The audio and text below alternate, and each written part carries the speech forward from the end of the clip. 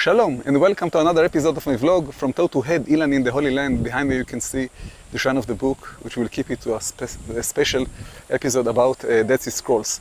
Now we're going to see one of the most marvelous models in Israel, I think entire world, the model of Jerusalem in the year 66 AD, 4 years before the Romans destroyed the temple.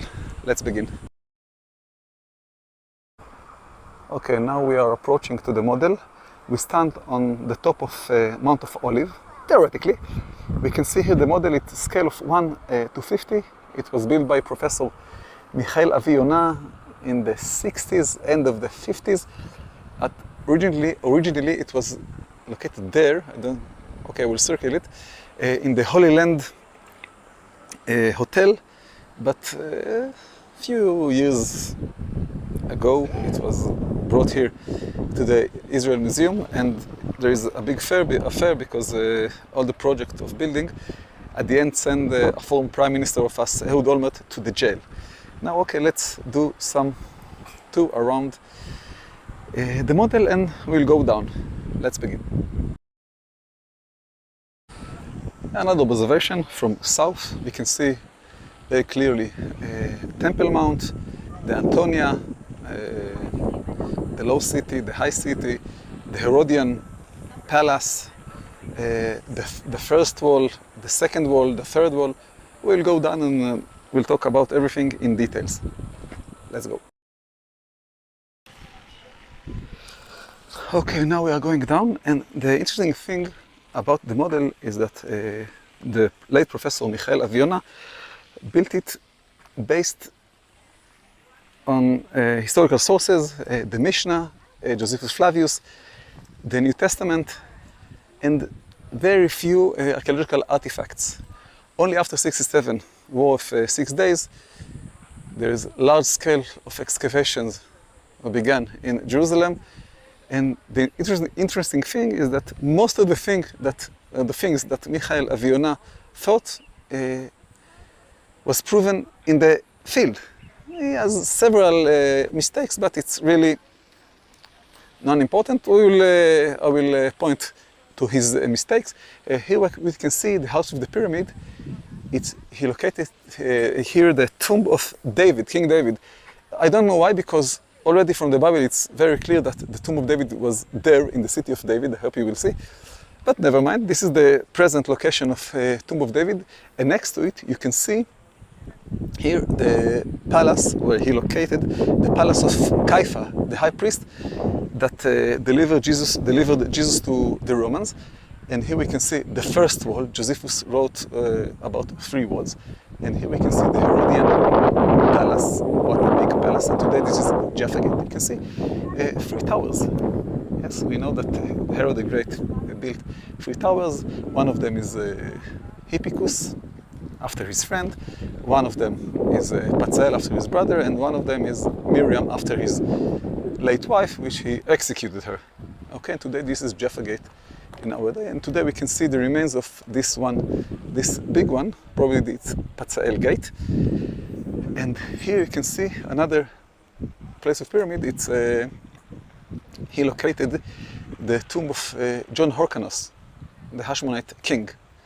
And do notice, for a very interesting thing, that we can see the second wall right there, and notice that the second wall does some bypass because it keeps the area of the Golgotha out of the wall of Jerusalem. As you know, Jews in ancient times didn't bury the people in the city but out of it. So if this Golgotha will be in the walls, which means this is not the Golgotha, this is not the Holy Sepulchre. Therefore, the wall does some bypass to keep the Golgotha, the Holy Sepulchre, out of the wall. It is a very big question, where was the crucifixion and the tomb of Jesus? We'll talk about it when we'll have an episode about the Holy Sepulchre. And what we can see here, this is the third wall that Josephus told us that Agrippa III he was beginning to build this wall, and the Romans told him, hey guy, please stop. You over-exaggerate, don't do it. So, and Josephus wrote that if Agrippus would have finished to build the wall, Jerusalem was never fell down, but unfortunately it didn't happen. And here what we can see, it's what Josephus called a Psephinus tower. By the way, this is almost my height, and the scale, I remind you, 1 to 50, so just understand how big this tower was. Okay, let's continue. And we are in the northeast part of the model.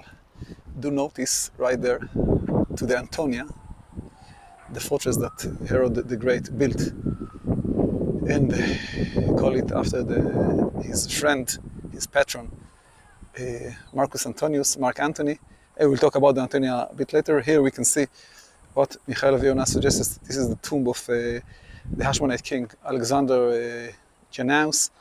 And what we see here with the red roofs, it's Bethesda, Bet Hesda, in Hebrew, actually in Aramaic, House of Grace. It's not exactly, in reality, today we know that there are 5 pools, like it was written in the New Testament, when Jesus did the miracle with the crippled guy. We can see very good the second wall, which we don't really know the path of it, and this is the third wall. And I want to talk about the Antonia, because the name Antonia means it's after Mark Antony. And Herod the Great built a fortress that to put garrison and keep eye what is going on in the temple. And the name Antonia means that it was built before 30 AD, which means before the Battle of Actium, when Mark Antony was defeated by Octavianus, which aka Augustus, the emperor, month of August, it's after his name. And it's very interesting because after the Battle of Actium, Herod put his money on the losing side. So he came to Augustus and told him, listen, I was a very good friend of Mark Antony, I'm not ashamed of it. And I was loyal to the legitimate king, legitimate emperor of Rome. So I was, how should I say it? As much as I was loyal to Mark Antony, I will be loyal to you. So Augustus was very impressed. He said, you are talking like a real Roman, real noble. I do appreciate that you are loyal to your patron. Be loyal to me and I will make you king of Judah. And that's what happened actually.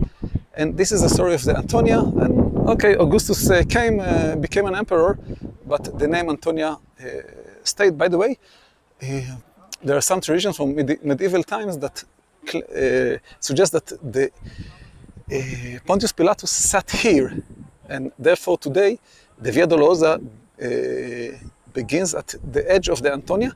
Other scholars believe that it was there, I will circle it, in the Herodian palace. Okay, now let's have a look on the temple. We can see the temple, we can see the colonnade, the portico there, and we'll talk about the temple later. Okay, from here we can see the east part of the temple, but we did the temple from above, and you see the gate, we'll talk about it later. And here you can see the royal colonnade, the portico, that Josephus Flavius wrote about it. We'll talk about it from upstairs. And this is the south part, and you can see here the tomb of Huldah, in Hebrew, Rat, the prophet, because the gates, the name of the gates is, the name is Huldah's gate. And Michael Aviona said, okay, we know the prophet Huldah from the Bible, from the book of Kings, 2 Kings 23. He says probably here was the tomb, but we found nothing. So probably the name Huldah gate, the Rat gate, is from another, has another explanation. Here we can see again the towers of King Herod, and we can see beneath it what Michael Aviona suggested. This is the Hashmonite palace. We don't really know. Once there was a hippodrome here. We know it from historical sources, but we found nothing. So therefore, Yoram Zafrir, the late Yoram Zafrir, which was my professor, decided to remove it. But next to it, we can see the theater of Jerusalem. Again, we found nothing from this theater, but Yob Safir decided, okay, we leave it here. And here we can see what we call the city of David. These are the palaces of Queen Helene, the foreign queen who converted to Judaism. Her kingdom was somewhere in Iraq. And this is the lowest part of Jerusalem. And here what we can see, one second, okay, I think we can see it quite, Siloam Pool. Okay, we know that Jesus made a miracle with the blind guy there. We know today that Siloam Pool is a little bit lower, but it's in quite a good location. And approximately, yes, we did most of the tour around the model of Jerusalem. I made it very, very short, and now we'll go up to talk about the temple. And by the way, just another view, we can see the Temple Mount, Antonia, the theater, Herod's towers, King David tomb, the palace of Caifa, and let's go up to talk about the temple. Okay, now we can see the temple. Josephus wrote, I'm sorry for the wind, that Herod the Great actually destroyed the second temple and rebuilt the third one. Actually, it's considered the second one. So we can see the temple right there and the royal colonnade. Today, instead of the temple, we can see Dome of the Rock, the golden one, and there we can see Al-Aqsa Mosque. Okay, I will keep it to the episode in Temple Mount. And what Herod did actually, he made this mountain flat, and he expanded to the south. Now we are looking from the east side, and actually all the southern part is on arches. Okay, it hang on the air actually. So therefore, whenever there is an earthquake, once in 100 years approximately, Dome of the Rock, which sits on a solid rock, it does not collapse. But Al-Aqsa Mosque, every 100 years approximately, collapses, and the Muslims have to rebuild it again. Okay, we know in Temple Mount there were circles. In the outer circle, it was permitted to everyone.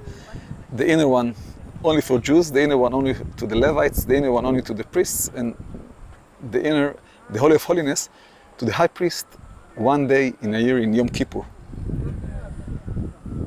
Okay, so this was a short tour of the model of Jerusalem. Come to Israel Museum, visit the model. It's worth it. Okay, this was another episode in my vlog from Toe to Head in the Holy Land. Please don't forget the 4 S's. Subscribe to my channel. Share the video. Send to your friend. Spread the news. Thank you.